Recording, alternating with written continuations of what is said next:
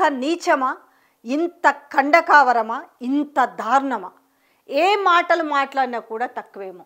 ఒక ఎమ్మెల్యే, ప్రభుత్వంలో ఉన్న ఎమ్మెల్యే అనే చెప్పాలి, పార్టీ పక్కన పెడదాము, ప్రభుత్వంలో ఉన్న ఎమ్మెల్యే ప్రోటోకాల్ పరంగా ఆమె ఆ స్టేజ్ పైన కూర్చోవాల్సిన రైట్ పర్సన్.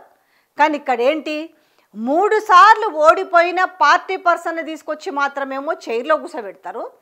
గెలిచిన మహిళా ఎమ్మెల్యే కనీస గౌరవం.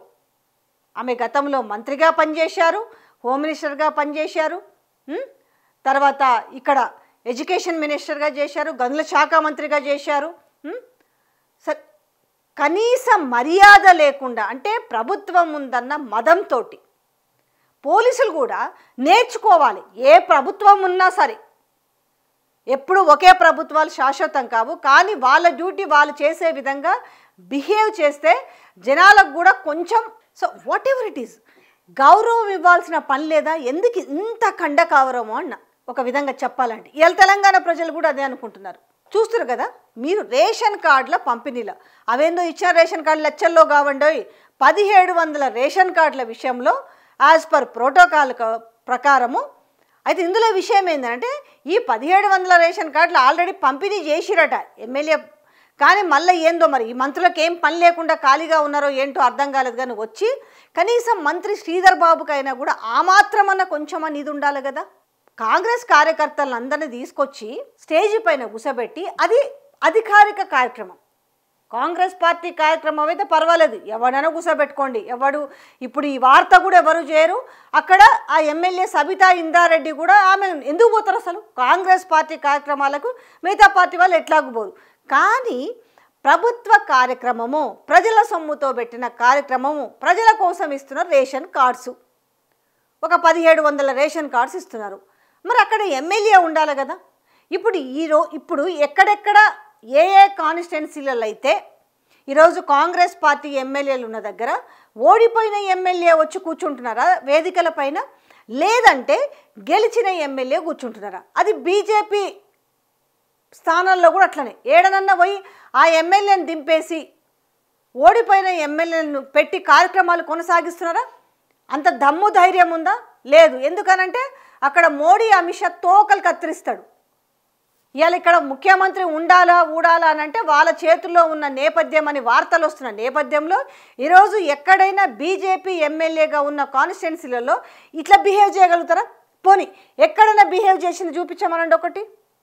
కానీ ఈరోజు బీఆర్ఎస్ పార్టీ ఎమ్మెల్యేలు ఎక్కడెక్కడైతున్నారో ప్రతి చోట ఇదే లొల్లి మొదలవుతుంది.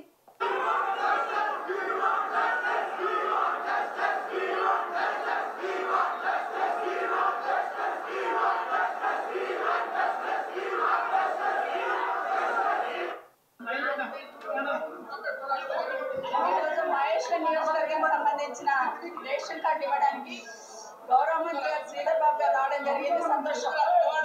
కానీ రేషన్ కార్డు ఇస్తున్నప్పుడు కూడా పార్టీ పరంగా ఇస్తున్నట్టు ప్రోటోకాల్స్ పక్కన పెట్టి పార్టీ పరంగా ఉన్న మాజీలను ఓకే డన్. ఇక్కడేంటి, ప్రోటోకాల్ ప్రకారము ఆ కాన్స్టిట్యున్సీ ఎమ్మెల్యే ఉండాలి, ఆ కాన్స్టిట్యున్సీ ఎమ్మెల్యే చేతుల మీదే జరగాలి. కానీ ఇక్కడ ఏంటి తెలుసా, కేఎల్ఆర్ కిచ్చన్న గారి లక్ష్మారెడ్డి అక్కడి నుంచి పోటీ చేసి మేడ్చెల్ల తరిమితే, దాని తర్వాత నుంచి మహేశ్వరం వచ్చి మహేశ్వరంలో పోటీ చేస్తే ఆయన ఓడిపోవడమే కాదు 3వ స్థానంలో ఉన్నారు. ఇక్కడ బీజేపీ 2వ స్థానంలో ఉంది. ఓడిపోయి 3వ స్థానంలో ఉన్న వ్యక్తి ప్రభుత్వ అధికారిక కార్యక్రమాల్లో గెలిచిన ఎమ్మెల్యేని పక్కన పెట్టి మరి ఆయన ఉండి పంచుడేంది? ఇక్కడ ఈమె దాన్ని ఏంటి ఇది ప్రోటోకాల్ లేదా అంటే మరి పోలీస్ డిపార్ట్మెంట్కి అర్థం కాదు. అసలు ఓవర్ యాక్షన్ ఎందుకు పోలీస్ డిపార్ట్మెంట్ నాకు ఇప్పటికి అర్థం కాదు. ఏం కొడుతున్నారా మిమ్మల్ని వచ్చి ప్రభుత్వం వాళ్ళు? ఆ మాత్రం తెలీదా ప్రోటోకాల్ ఎట్లుంటుంది అనే విషయం లేకుండానే పోలీస్ డిపార్ట్మెంట్ వాళ్ళు ఉన్నారా? ఆడ కూర్చున్న మంత్రి శ్రీధర్ బాబుకు తెలీదా? మరి వాళ్ళ కాన్స్టిట్యున్సీలో తీసుకొచ్చి ఓడిపోయిన ఎమ్మెల్యేని తీసుకొచ్చి పుట్టామదిన గుసబెడితే ఎవరైనా యాజ్ యూజువల్గా ఇదే మాట మాట్లాడతారు.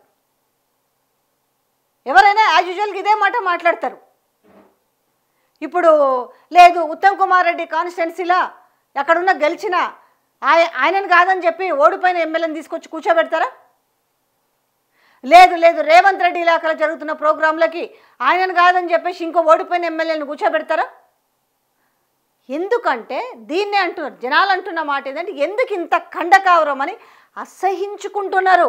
ఒక మహిళా ఎమ్మెల్యే, సరే మహిళగా పక్కన పెట్టిన ఎమ్మెల్యేనే కదా, ఇంకొంచెం ఎక్కువ గౌరవం ఇస్తారా?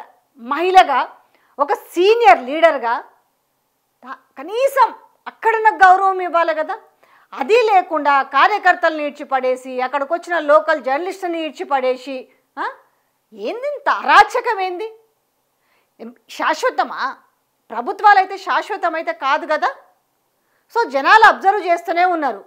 ఇక ఆ కేఎల్ఆర్ ఎవరైతే ఉన్నారో కనీసం ఆయనన్నా కూడా నేను ఓడిపోయిన కంటెస్టెడ్ పర్సన్ని, నేను లేచి ఆమెకి గౌరవంగా సీట్ ఇవ్వాలి. మొన్న ఏదైనా సూక్తులు మూక్తులు చెప్పుకుంటూ వచ్చిండే కదా, తెలంగాణ రాష్ట్ర ముఖ్యమంత్రి జర్నలిస్టులకి మాత్రమే ఇది వర్తిస్తుంది, మన రాజకీయ నాయకులకి తర్వాత గెలిచిన వాళ్ళకి ఇవి వర్తించవా? వర్తిస్తాయా వర్తించవా? కనీసం ఈ విషయం పైన మరి సీఎం ఏమైనా స్పందిస్తాడా? మొన్న చాలా గొప్పగా చెప్పిండు కదా, నేను 15 ఏళ్ల క్రితం ఉంటే ముందల ఒక జూనియర్ వచ్చి కూర్చుంటే సీనియర్ రాగానే లేచి అన్న కూర్చో అని గౌరవం ఇచ్చేవాళ్ళని చెప్పారు కదా. మరి ఇవన్నీ మీ వాళ్ళకి వర్తించవా? ఇప్పుడు ఒక సీనియర్ లీడర్ ఆమె